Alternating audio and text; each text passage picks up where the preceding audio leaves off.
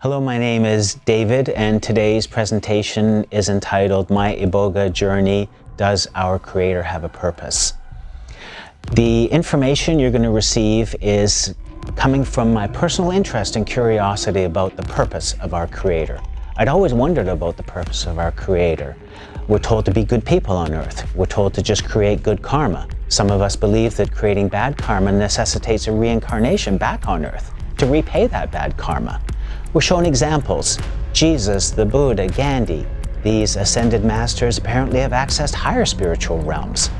Maybe they're able to hang out with the Creator in those higher spiritual realms. Is that what nirvana is? Is that what awaits us?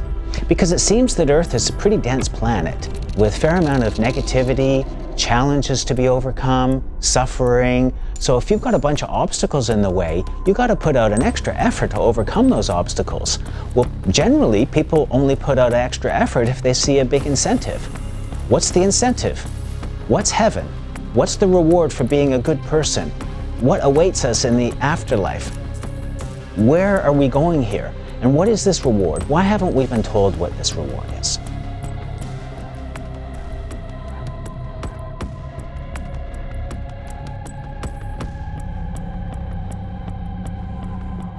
I was born in the UK, and at a young age, my parents moved our family to Canada.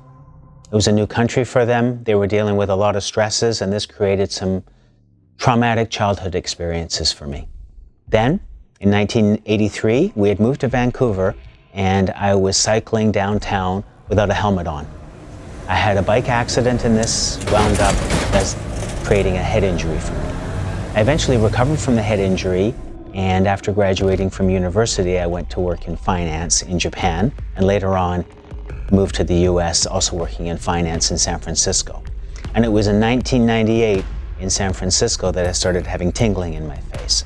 And I went to the doctor, but the tingling was misdiagnosed. He told me it was just after effects of the previous head injury and to go back to work. Then in 2002, I started walking into walls. And this time, the diagnosis was benign brain tumor. So for treatment, I elected to have radiation treatment, and the radiation treatment was very intense. I almost went blind. And to deal with that, I had to have emergency brain surgery. After that, I was in a lot of discomfort. And so I had to be put on opioids, painkillers for the discomfort I was experiencing. I eventually recovered, and I moved back to Vancouver and started a boutique brokerage firm. And it was in Vancouver that I was working in a fog and really dealing with high doses of opioids such as morphine just to get through the day. It was very frustrating. I didn't like to be on these painkillers. And I went to see my lovely neurosurgeon asking him what I can do about this residual discomfort. And he pulled out his prescription pad and he wrote me a prescription for a vitamin that can be had at the local vitamin store. And this was kind of the last straw, because that didn't work. And at that point, I decided I really had to take my own health into my own hands.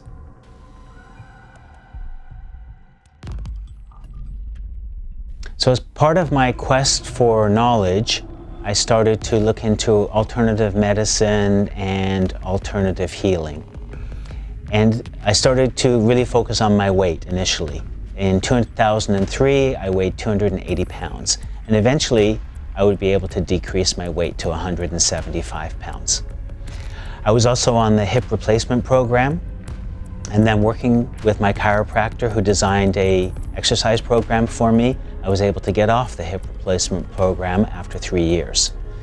I also had some anger issues, and I took some courses to deal with the anger issues. Then my chiropractor had suggested looking into hypnotherapy, and I started studying some of the masters like Brian Weiss, Michael Newton, and Dolores Cannon.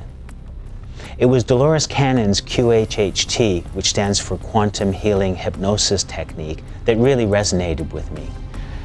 In hypnotherapy, many believe that we design our lives in the spirit world before we incarnate, and we design our experiences as something we can learn from. In that sense, all of our experience is valid. So this gave me a new outlook, and I started to feel better. I started meditating. I started using medical marijuana, and that actually got me off the opioids completely. And actually now I only occasionally use medical marijuana.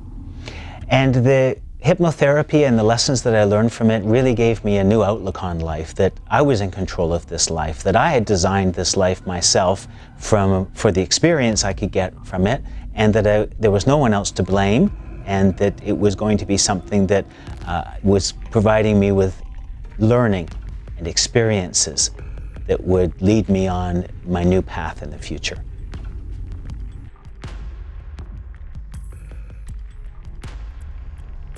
So as part of this quest for truth, I looked into plant medicines, and one of the plant medicines I looked at was ayahuasca, which is a vine that grows in the Amazon in South America. I started to use ayahuasca. Now I've used ayahuasca 8 times, and it's helped me deal with a number of issues, such as my childhood traumas.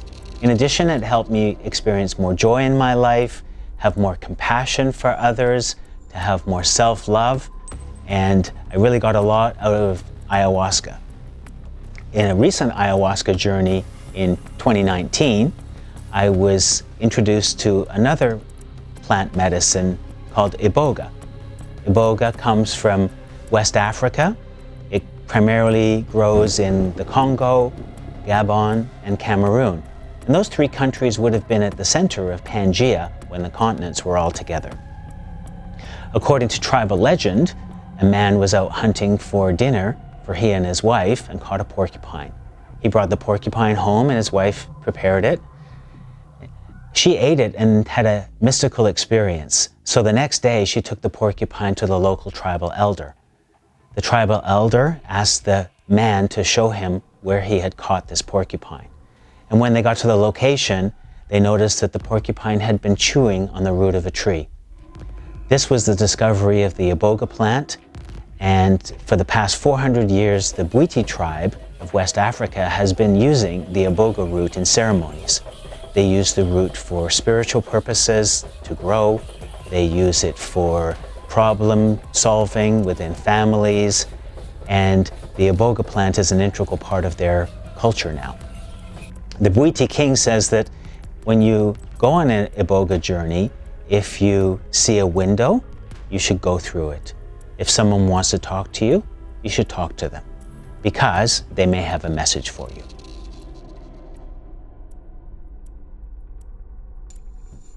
So I went ahead and consumed a spiritual dose of Iboga on 2 different occasions.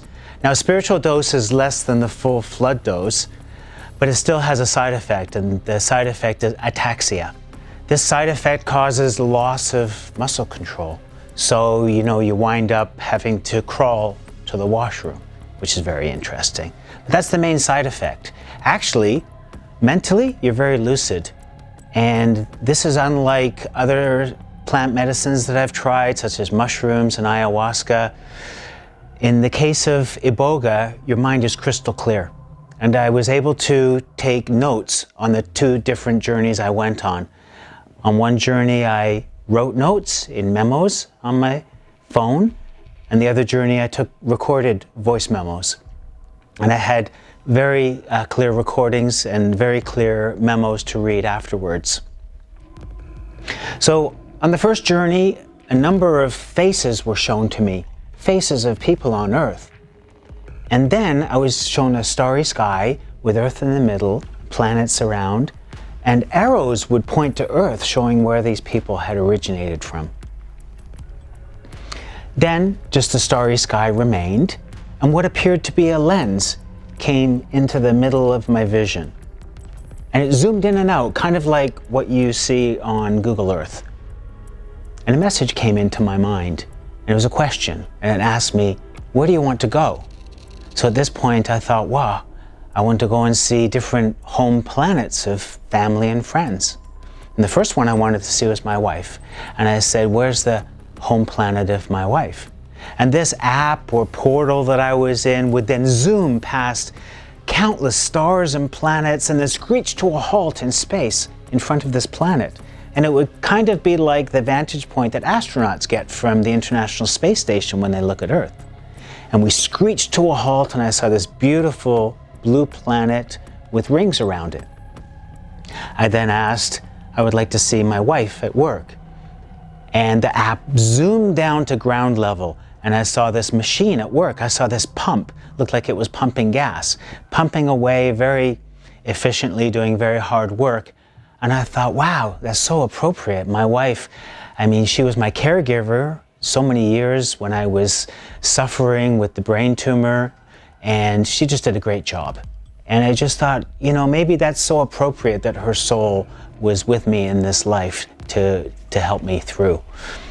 I then went to see my father's home planet, and I was taken to this lush green planet. I saw this pathway going through the woods and down through a valley and then up to a castle. And at this point, I don't know why, but I didn't go in the castle, and I just assumed, oh, my dad's a king. I was telling this to my wife, and she stopped me at this point. Now, my wife, she's been very supportive of my hypnotherapy work, but she's never wanted to do a session with me. She had said that she wanted to do one in Japanese, and she had never told me she had done one. But this time she stopped me and she said, well, actually, in the summer of 2019, when we were back in Japan, I actually had a session done, and I saw the castle. And if you had gone in the castle, you would have seen that actually your dad wasn't the king, but he was a soldier for the king. So the second time I went on my journey, my spiritual journey with Iboga, I went to the castle again, and I went in the castle, and yes, I was able to confirm that my father was a soldier for the king. I also visited the home planet of another family member, and this family member sadly has a number of issues on Earth. He has mobility issues, he has issues dealing with other people. So I asked to see this family member's home planet. And again, the app would zoom through space super fast past the tons of stars and planets, and again, it screeched to a halt. But this time, there was no planet to look at. And I was asking, what, did his soul start out as a gas or something? And then the app slowly rotated to the right, and I was able to see this huge blue space colony. It was blue pods attached with gray connecting tubes. And I asked, I would like to see this family member at work. And then we zoomed into one of the pods, and I saw what appeared to be a large refrigerator type of machine with vents vibrating away. It could have been a generator, perhaps. And at this point, I really felt so much bravery for that soul. I was so impressed by that soul, because coming to Earth with all of its density and the challenges of going from being in a colony suspended in space to the density and gravity of Earth, that would have been a huge challenge. The other challenge would have been going from being a machine to then being incarnated in a human body with arms and legs, and I was just really impressed, and it gave me a completely different perspective of looking at this other family member.